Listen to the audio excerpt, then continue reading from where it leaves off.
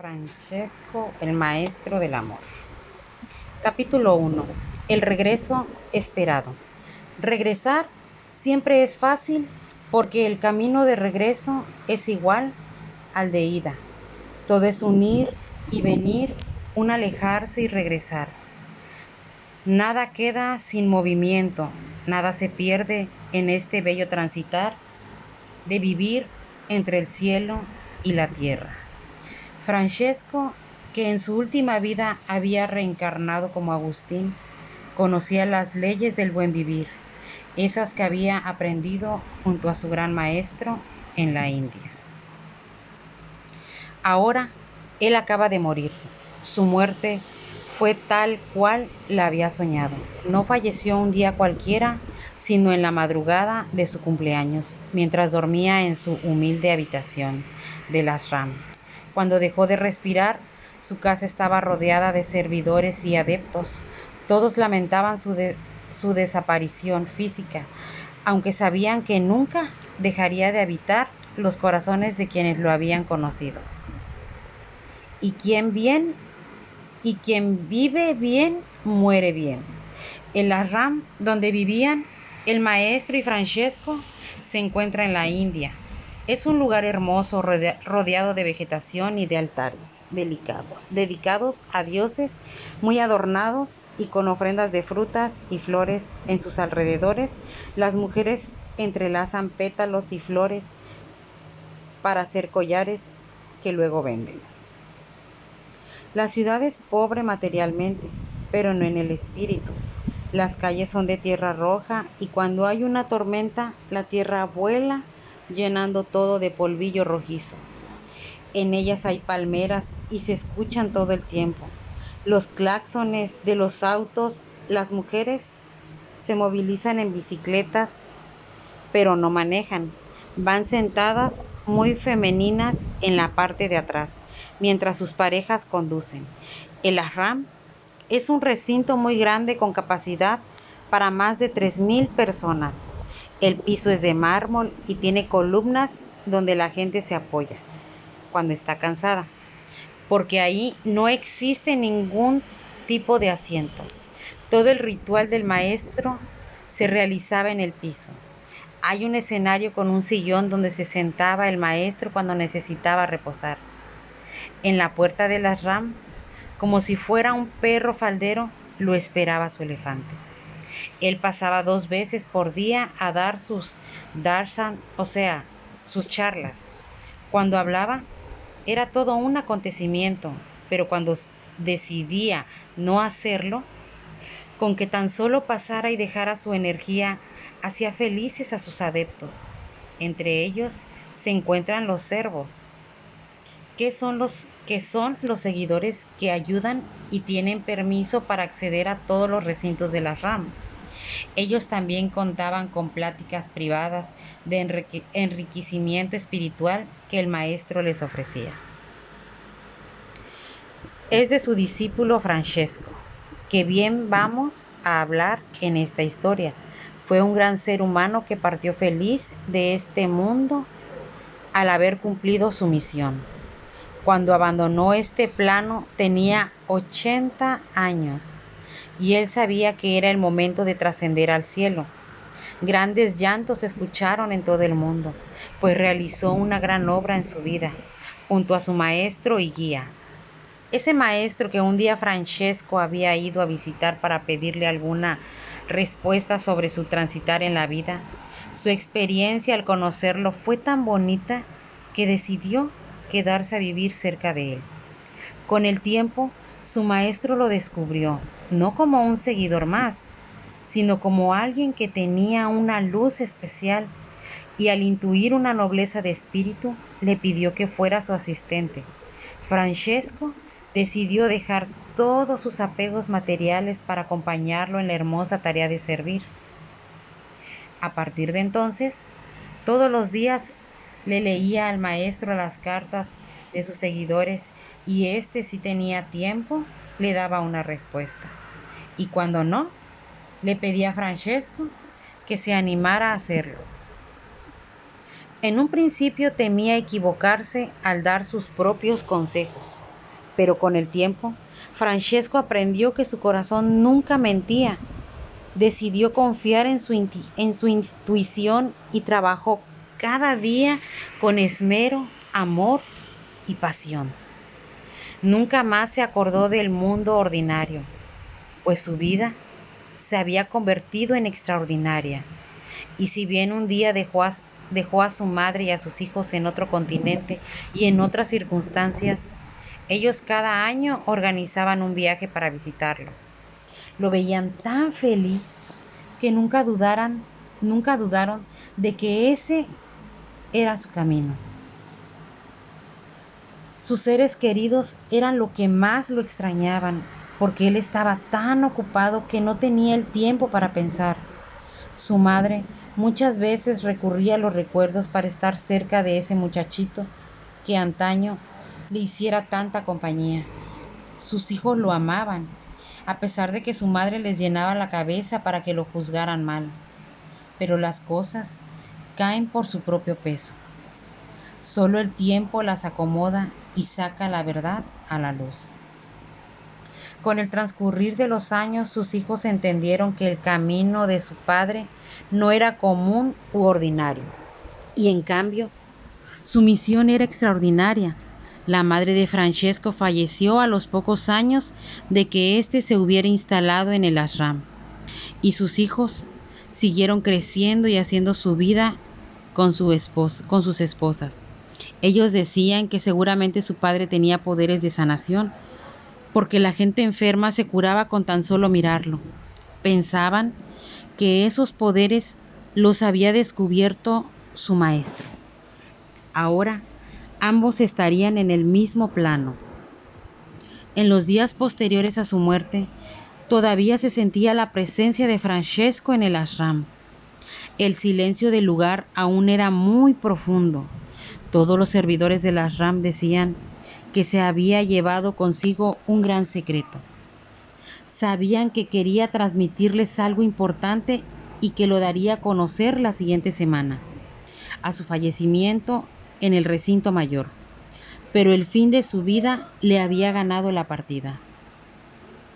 Estaban seguros de que si revisaban todas sus pertenencias, podían encontrar algo, pues lo habían visto escribir muy entusiasmado en sus papeles de textura antigua, mucho más desde que había visto al Papa 3 años atrás, cuando acompañó a su maestro a conocerlo, y a partir de esa visita, él se había puesto a escribir como si estuviera poseído. Por eso los servidores pensaban que quizás estuviera redactando sus memorias. Como él era reservado, nadie se había animado a preguntarle nada al respecto.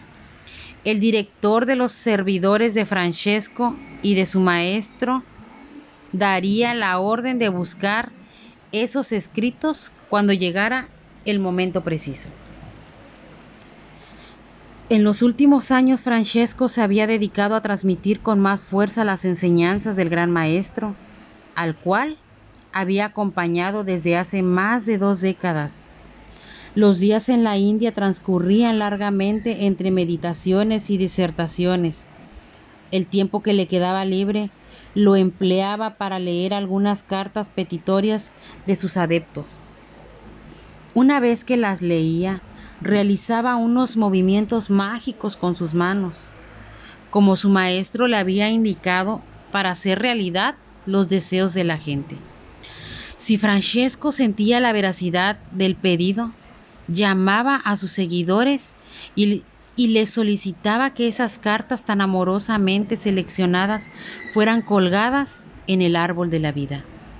Ese mismo árbol que cuidó las siestas del maestro cuando era pequeño, el mismo lugar donde éste había enseñado por primera vez la gran oración, el llamado del amor. Ahora, en ese sitio ya no quedaba nada. En 2010, después de 80 años, también ese árbol había muerto. Una tormenta de viento arrancó de cuajo sus enormes raíces. Lamentablemente, solo quedó una placa recordatoria. regalo de los adeptos. Todo había cambiado de un año a otro. Sin madre, sin maestro y sin el árbol de la vida. Francesco había resentido fuertemente la ausencia de todos ellos. Por eso se había puesto a escribir con tesón y entusiasmo. Nadie sabía qué era lo que estaba volcando en ese libro. Ahora ni siquiera se sabía dónde estaban esos bosquejos, seguramente llenos de pensamientos profundos y sabios. En los días previos a su muerte, se le había visto muy animado, como si se hubiera quitado años de encima. Esto había llamado la atención de los más allegados, y cuando le preguntaban a qué se debía su cambio, él respondía: es Dios el que me rejuvenece. Y luego se reía. Pero esa mañana Francesco ya no respiraba. Su cuerpo aún estaba tibio y llevaba en su rostro una sonrisa muy bonita. Ahora todo cambió. Y así como es arriba, es abajo. Para él, que acababa de partir, su vida en el cielo se transformaría e iniciaría una nueva etapa. Todos los adeptos que vivían en el ashram recordaban cómo Francesco, siempre que se iba a hacer la siesta, decía que esta era sagrada, y cuando se retiraba a descansar comentaba: me voy un rato a ensayar la muerte, porque morirse es como dormir un rato, y a nadie le da miedo irse a dormir. Hoy no ensayaba nada, porque estaba viviendo un estreno, y si bien había tenido varias vidas anteriores en el cielo, esta sería una totalmente diferente. El cuerpo de Francesco yacía en la cama de madera en su habitación desprovista por completo de muebles, cuando de pronto sintió una gran fuerza que se desprendía de su cabeza, y en ráfagas de segundo vio como el ángel de la guarda cortaba un cordón de plata. Francesco quiso hablarle en cuanto lo vio y pedirle que lo cortara tan rápidamente, pero no le salieron las palabras. Le recordó el mismo proceso que hacen los médicos cuando cortan el cordón que une a la madre con su bebé. Sin embargo, aquí había un hermoso ángel blanco, luminoso, sonriente, que con unas tijeras doradas de luz cortaba el cordón de plata que él tenía en el centro de su cabeza. Cuando estaba en vida, nunca se había visto ese cordón, pero ahora lo observaba como si estuviera en tercera dimensión. Era como una soga gris, bastante dura y resistente, elástica, que cuando el ángel lo cortó sintió una paz inmensa, porque mientras seguía unido a su alma podía sentir emociones y algunos miedos. Ahora a volar, le dijo el ángel, sube al cielo que yo te acompaño. Francesco miró su cuerpo inmóvil con cierta nostalgia y siguió las órdenes del ángel. Por un momento se detuvo y mientras flotaba en el aire observó la habitación y la foto de su maestro. En cuanto salieron de ahí, voló sobre el ashram y le agradeció a la vida por haber sido un ser privilegiado, tan feliz que no tenía palabras de gratitud. Pero el ángel, que captó su pensamiento, le dijo: Francesco, no te despidas, como si no volvieras nunca más a estar aquí, porque siempre vendrás a visitarlo. Que estés en el cielo no significa que no puedas bajar a tus lugares favoritos ni abrazar a los amores de tu vida. Los lugares están repletos de los antepasados de las personas y las casas tienen tantos visitantes de todos los cielos que a veces no cabemos. Vamos, Francesco, no te apegues a la vida, que ese no es tu compromiso. Entonces Francesco le preguntó al ángel: ¿vamos al cielo? Enséñame el camino a casa. El cielo es inmenso y no sé el camino. Entonces El ángel le mostró una geometría sagrada que representaba el cielo y le indicó con su dedo el trayecto. Pero Francesco, que se sentía algo ansioso, siguió con el interrogatorio.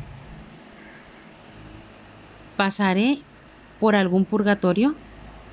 No, le contestó el ángel rápidamente. Ese lugar ya lo quitaron. Ocupaba mucho espacio en el cielo y las almas se confundían de camino. ¿Tendré algún juicio al que comparecer? El ángel le respondió que no sabía. De pronto Francesco observó algo que el ángel sujetaba en la mano y le llamó la atención.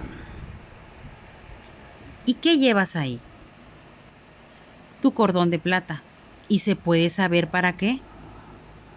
Para tener más información de tu memoria celular, para conocer tu psicogenealogía. ¿Y para qué la quieres?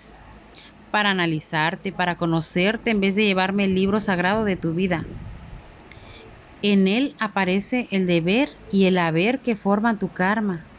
También está tu historia de vida, la de tus antepasados y las misiones de cada uno. Es como un cordón umbilical, solo que este se llama celestial.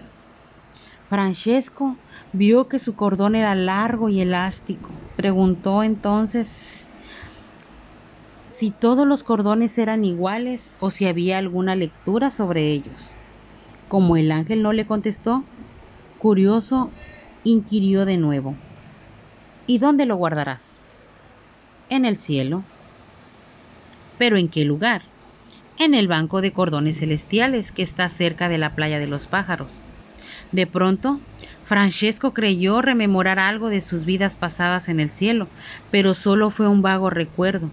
El ángel le gritó: agárrate fuerte que vamos a pasar por el túnel del Bosco, entre la fuerza centrífuga y los colores que se incorporan en movimiento circular. Es mejor que no hables. Francesco obedeció sabiendo que no le quedaba otra opción. No podía pensar en algo más que no fuera entrar en el limbo. Muy pocas veces el cielo presenta alternativas porque el libre albedrío no se encuentra ahí. La libertad de elegir está solo en la vida. Pero cuando se está en la vida y las personas pueden escoger entre el plan A o el plan B, se agobian por el miedo a no tomar la mejor decisión. A mayor posibilidad, mayor angustia a equivocarse. La vida ofrece tantas opciones que hasta se puede elegir no elegir nada. En cambio, en el cielo no hay posibilidades de decir una cosa y hacer otra. Lo haces o lo haces, porque el camino de Dios no se discute. Si de verdad existiera ahí el libre albedrío, los espíritus se convertirían en adolescentes espirituales, rebeldes sin camino, ni propósito para transitar. El viaje de la tierra al cielo es rápido, un poco vertiginoso. En él no hay miedo, solo hay liberación. Como sea que uno se muera, todos tenemos el mismo camino. Hay un poco de ruido, como si una lavadora de ropa estuviera funcionando, lavando trapos viejos, pero ese ruido es aparte del cambio de frecuencia vibratoria entre un plano y otro. Los colores son fuertes, nítidos y se mueven como un caleidoscopio. El túnel se atraviesa igual que en esas películas de viaje en el tiempo. Luego se ve una luz inmensa y se escucha un canto hermoso. De pronto, una mano gigante aparece como por arte de magia, dando la gran bienvenida. Los ángeles suelen decir que esa es la mano de Dios, un portón de un material parecido a la madera se abre en cuanto un espíritu llega y entonces aparece el paraíso. En ese momento dan la bienvenida todos los amores que transitaron en la vida de la persona. Cuando Francesco abrió los ojos que había cerrado por culpa de los destellos de colores, se asombró de la gran belleza que presenciaba, las alas y la luz de un arcángel, que lo recibió y le dio una palmadita en la espalda en señal de saludo caluroso.